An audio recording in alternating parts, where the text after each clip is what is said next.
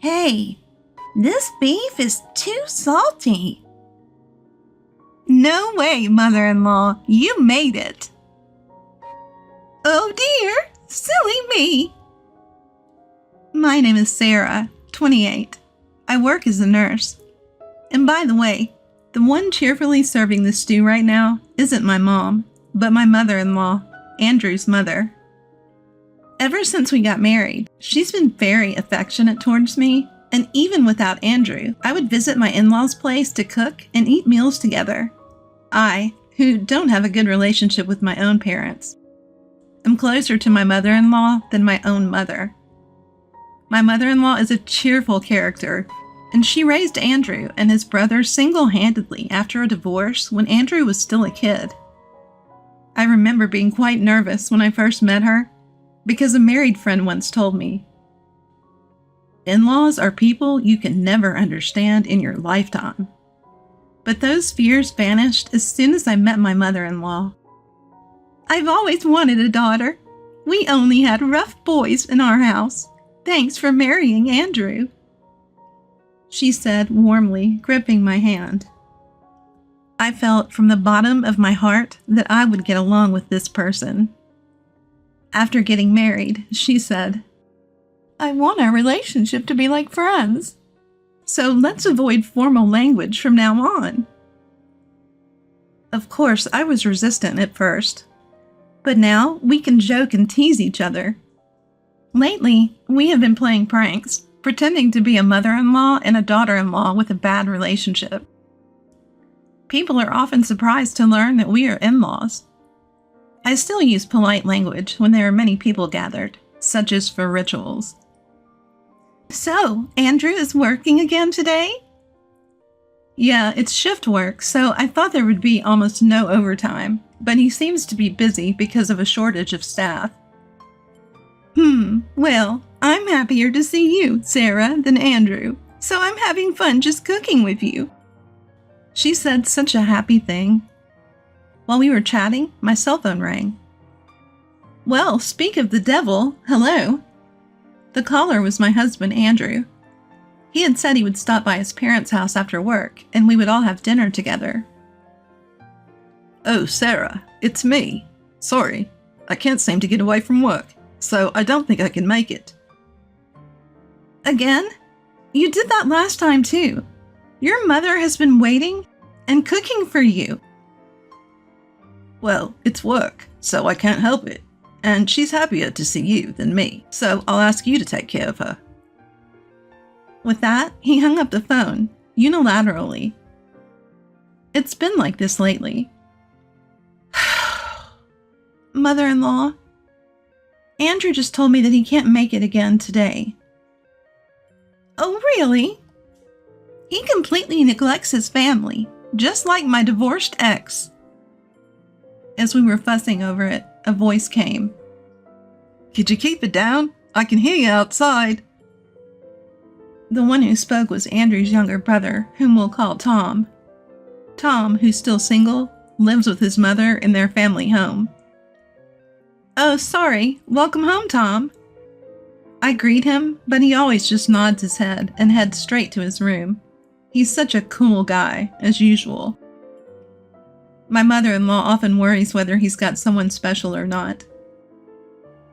Andrew and Tom may look alike, but unlike my sociable husband, Tom is rather quiet. Their brotherly relationship is neither too good nor too bad. I often hear about many people who are troubled by their difficult relationships with their in-laws, but I never had such worries. Sure, there were some concerns, but I was living a pretty happy life. Little did I know that I was about to get caught up in something. It was one day while I was at work. That day was the hottest day of the year. Typically on such days, we get a lot of heat stroke victims incoming.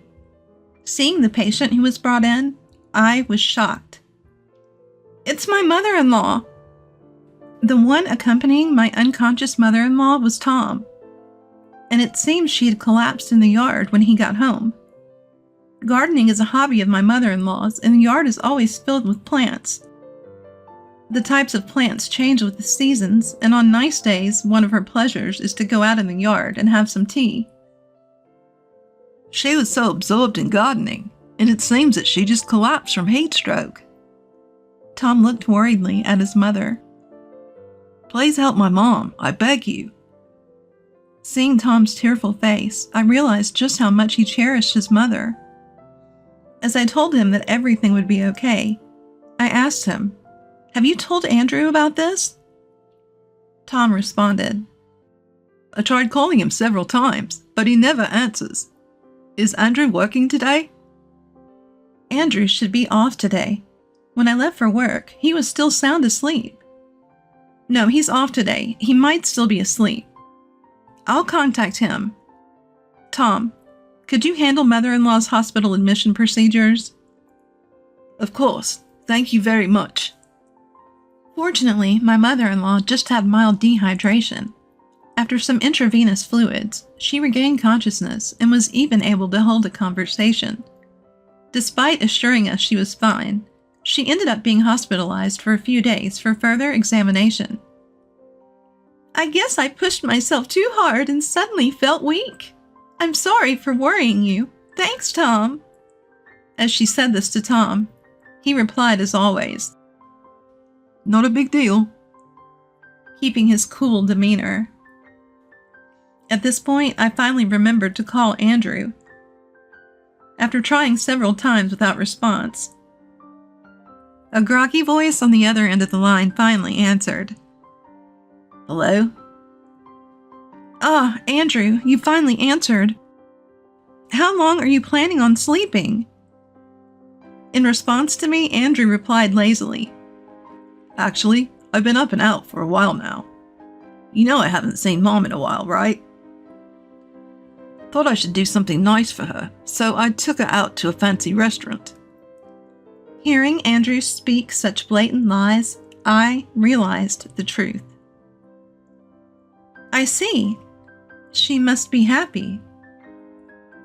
Yeah, she seemed really happy. She's so attached. It's almost troublesome. Anyway, because of that. As he was about to hang up, I said, Wait, there's something I wanted to ask mother-in-law. Could you put her on the line?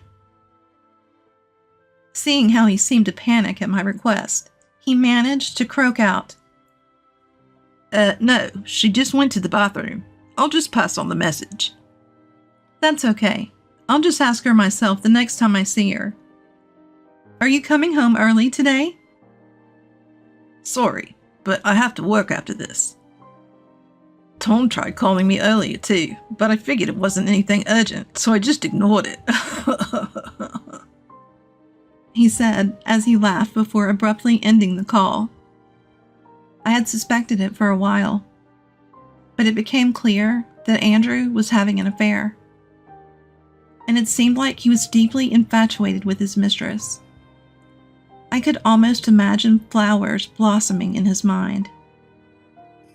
I wonder which field of flowers he's lost in. I won't let him get away with this. He better be ready. From that day on, I began plotting my revenge. The day I was certain of Andrew's betrayal, I packed my belongings and left our home. I left my wedding ring and a note that simply read, "Be ready," on the desk. I rented a hotel room near my workplace and started commuting from there. I've always been one to have little material desire. I had a few possessions, and being a nurse, my salary was pretty decent. On my days off, I would often visit my in-laws, so I didn't spend much money. Ever since I got married, I haven't been able to save much for certain reasons. Though the idea of my money dwindling did worry me, I was planning on having Andrew pay back what was lost. Andrew got in touch with me the day after I left the house, which means he must have gotten home in the morning. He clearly doesn't take me seriously. I got multiple calls, but I ignored them all. When he realized I wasn't going to pick up, he started bombarding me with messages. At first, they read like, Sarah, you must have misunderstood something. I'm worried. Please come home. It was my fault. But over time, they became more aggressive. Hey, respond to me. If you want a divorce, go ahead.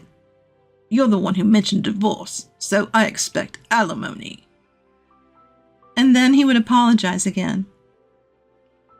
Is he emotionally unstable or something? Reading his messages, I could tell he was getting desperate, so I decided it was time to take action. The following week, I visited the in-laws. Since that day, my mother-in-law had her tests, but no issues were found, so she was discharged as planned. That day, we had all gathered to celebrate her discharge. Thank you, Sarah, for organizing this wonderful gathering. I bought your favorite cake from the bakery you love, so let's eat it together later. When I told her that, she smiled joyfully. So, how are things with that matter? Mother-in-law asked so. All the preparations are complete. I can't wait. When I said that, I grinned. As I was having a pleasant dinner with my mother-in-law, the doorbell rang. Seeing the person on the intercom screen, her face turned serious instantly. Seeing her reaction, I immediately knew who it was. Come in! When my mother-in-law said so coldly, the front door opened and the person I'd been waiting for that day entered. Long time no see. It was Andrew, whom I had invited, insisting he come because we needed to talk. Of course, I had already told my mother-in-law everything.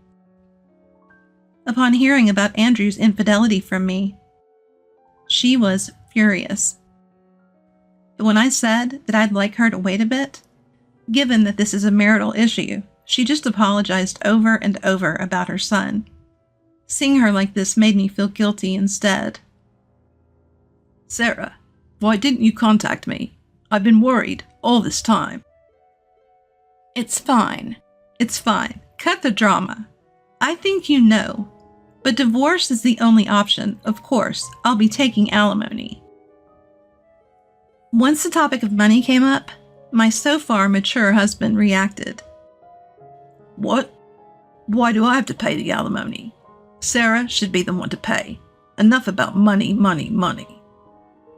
I wondered if his head was all right, but I thought I shouldn't get emotional to keep the conversation going.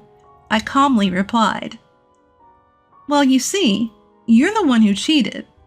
You're obviously the one at fault, and you're obviously the one who should pay the alimony. But still. Seeing my husband mutter inaudibly, my until now silent mother-in-law finally lost her patience.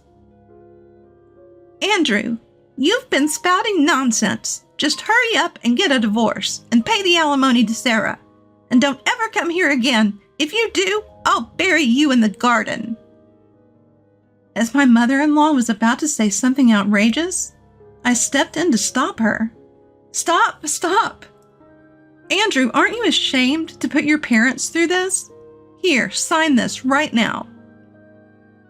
Saying this, I placed the divorce papers I had prepared in front of Andrew. He looked shocked. Perhaps he hadn't expected the talk of divorce. I was surprised that he thought he would be forgiven in this situation. Why did you come alone today? Didn't I ask you to bring her along? When I glared at him, he said, Seriously, I did talk to her, and she seemed willing, so I brought her along. She's waiting in the car right now. I was irritated by my husband's mumbling, so I snapped. Just go get her. Understanding, he left and returned with a woman. Excuse us. A woman entered with a grating voice. Seeing a woman show up with such energy at her affair partner's family home and in front of his wife and mother, no less, I thought she was as usual. Hi there, mother-in-law. Nice to meet you. I'm Michelle. And long time no see, Sarah. Seeing me, she chuckled. You're as usual, Michelle. I'm surprised you haven't changed at all. This wasn't a compliment. I was talking about her personality, not her appearance. She looked like a proper woman in her 30s. But her clothes and makeup made her look like a high school girl. It didn't suit her at all. Really? That's so nice. Maybe it's because I go to a good beauty salon. As for you, Sarah, have you aged a bit? She looked at me, then chuckled through her nose. Andrew, my husband, had a surprised look on his face when he saw Michelle and me. You two know each other? Yeah, we were classmates in high school. Haven't seen each other since we graduated. But who would have thought we'd meet again like this? When I answered, Andrew for some reason seemed relieved and said something outrageous. Oh, come on. You could have said that sooner. If she's your friend, there's no alimony, right? That's good news. My Princess Michelle. Seems like I won't have to pay a dime. His ridiculously foolish statement left me utterly dumbfounded. No, we're not friends. And did he just call her princess? Gross! This reminded me of when Andrew and I first started dating, when he used to call me my Princess Sarah. It became so annoying that I had to make him stop. His nickname game is the worst. So gross. When I discovered Andrew's infidelity, I immediately sought a lawyer. As the investigation proceeded, I found out that the woman he was cheating with was Michelle. This woman has always been like this, seeming to fancy other women's men, constantly hitting on guys even if they already had girlfriends, often causing arguments. And it's not even like she's pretty. To be honest, her looks are below average. However, she's brimming with confidence and probably thinks she's the prettiest woman in the room. I'm not really into social media and don't know much about it. According to a friend, Michelle would send messages without hesitation to any man she finds attractive. It appears that she met Andrew through social media. Michelle's job is basically a housemaid. I felt pathetic that my husband's mistress turned out to be a woman like her. I get tired of talking to you two. Can you sign this quickly? When I said that, Andrew, who was hesitant about the divorce until now, readily signed the divorce papers. Apparently, he genuinely believes there's no alimony. Now I can finally be with Andrew. I'll always be your pretty wife. Nothing is more cringeworthy than a woman in her 30s trying to act all cutesy. Despite this, Andrew didn't seem to mind. I started to worry about his eyesight. So, mother-in-law, please get along with me from now on. When Michelle says this, my mother-in-law replied, Huh? No, thanks. She answered with a deep, intimidating voice. Oh no, that's scary. As Michelle started to whine to my husband, Andrew, he started spouting nonsense about being unfair even though she's good friends with me. I was thinking someone ought to do something about these two when my brother-in-law Tom came home. Seeing the chaotic scene, he managed a wry smile, seemingly understanding the gist of the situation. Then Michelle suddenly exclaimed, Wait, isn't that Tom? No way. Are you the brother he mentioned? She seemed to be getting overly excited all by herself. As I wondered what had come over her, Tom responded, Long time no see, Michelle. Apparently, Michelle and Tom used to work at the same part-time job.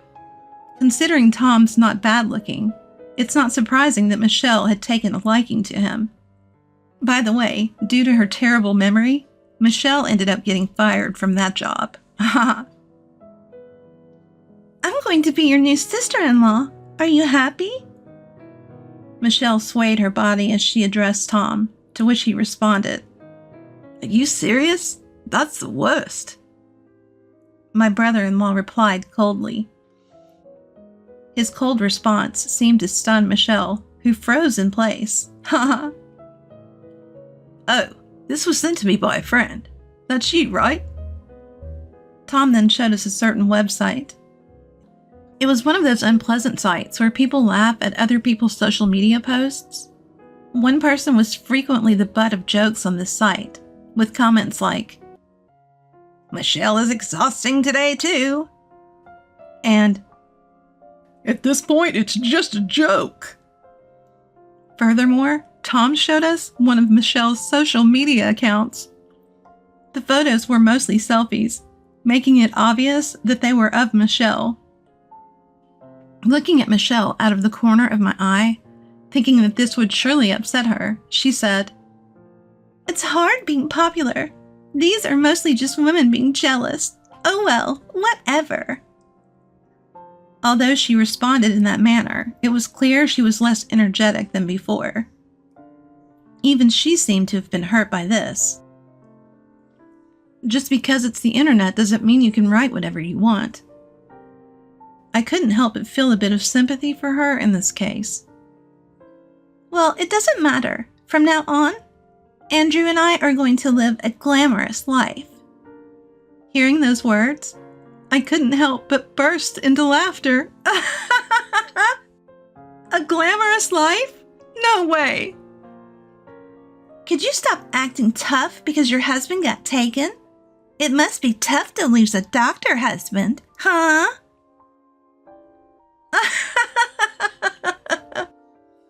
At Michelle's words, we all burst into laughter. Wait, when did Andrew become a doctor? Congratulations! I was laughing so hard that Michelle looked utterly bewildered. Apparently my husband had posted a picture of the hospital where I work on social media, along with the words, "Another hard-working day." I remember he used to come pick me up after work. The post was meant for me, but she somehow misinterpreted it as Andrew's workplace. The equation of hospital equals doctor made me burst into laughter due to its simplistic nature. But Andrew was always generous with money, and even took me to a fancy restaurant the other day.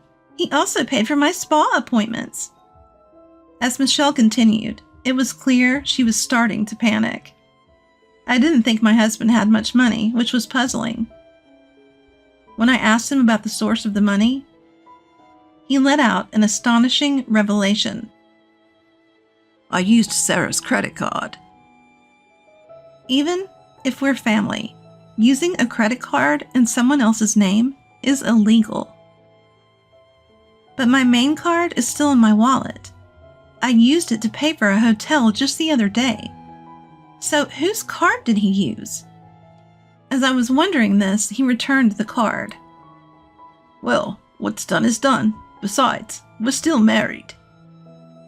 "Look, this is a family card. It's your card." He must have forgotten, but we got this family card when we got married because there was a campaign to increase points. I have my own card, so I've never used it. Therefore, of course, the payment this time was from his account. "You still have your severance pay from your previous job, right? You'll figure it out." As I said this with a smile, his face turned pale. He used to work for a fairly decent company. His diligent work was valued, and he even became a team leader. However, after being married for a while, he suddenly quit his job. He claimed the reason was me. As a nurse, I often worked night shifts and sometimes earned more than him. This apparently hurt his pride, and he started saying things like, "If Sarah's making money, I don't have to work, right?" But I didn't mind that at all. My husband Andrew did help out with the chores around the house, which was beneficial. However, it was indeed tough having to bear the cost of living all by myself. Almost all my salary went towards living expenses, and I had no room to save. Andrew always made up some excuse to avoid visiting my in-laws' house, probably because he didn't want my mother-in-law nagging about this issue. I was naive to think that he would someday find a steady job. Desiring some pocket money, Andrew announced, "I got a job." He started working part-time at a convenience store near the train station and has been promoted to team leader. Listening to my story, Michelle muttered, "Convenience store? Team leader?" She was mumbling something under her breath, then suddenly stood up, exclaiming, "You've been lying to me! You're the worst! I'm going to sue you! I'm leaving!" She ran off like a scared rabbit. Watching her retreating figure, I thought to myself, "It's you who's going to get sued, sorry to say." I muttered so in my mind. After the storm passed, the room was eerily silent. Breaking the silence was, "Well, that's how it is. Sarah, let's get along from now on." It was my silly husband, Andrew. I was dumbfounded at his stupidity. When Andrew tried to put his arm around me, my former judo team captain brother-in-law, Tom, performed a beautiful throw on him. When I saw my mother-in-law exclaiming, "What a throw!" I had to stifle my laughter. Andrew apparently had some judo experience, but he looked quite foolish, taken by surprise. As for what happened after, I quickly filed for divorce. Andrew paid me alimony from a term deposit that had matured before we got married.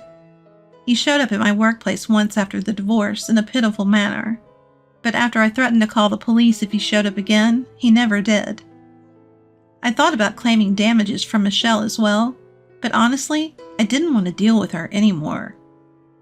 I didn't need to do anything. I knew she would face hardship in the future.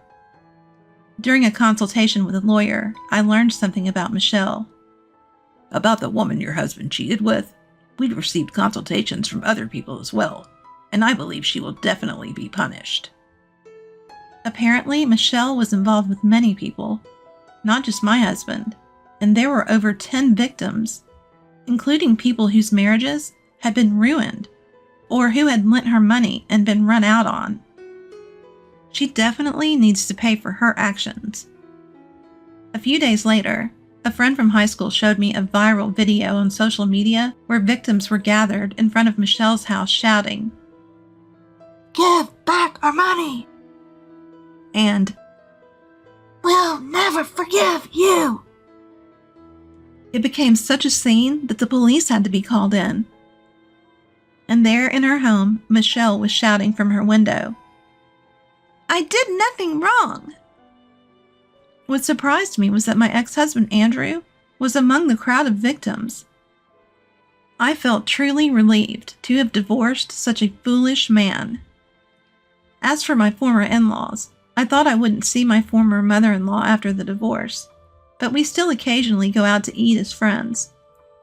Surprisingly, a while after all this, my former brother-in-law, Tom, said, "I'm getting married." He even introduced me to his cute girlfriend. Apparently, they've been dating since high school. He transferred to a reputable company, and as my former brother-in-law, he even kindly invited me to his wedding. I couldn't believe that this diligent Tom was a brother to my former husband. I believe that Tom, being so earnest, will surely build a good family. With that thought, I decided to continue doing my best as a proud nurse.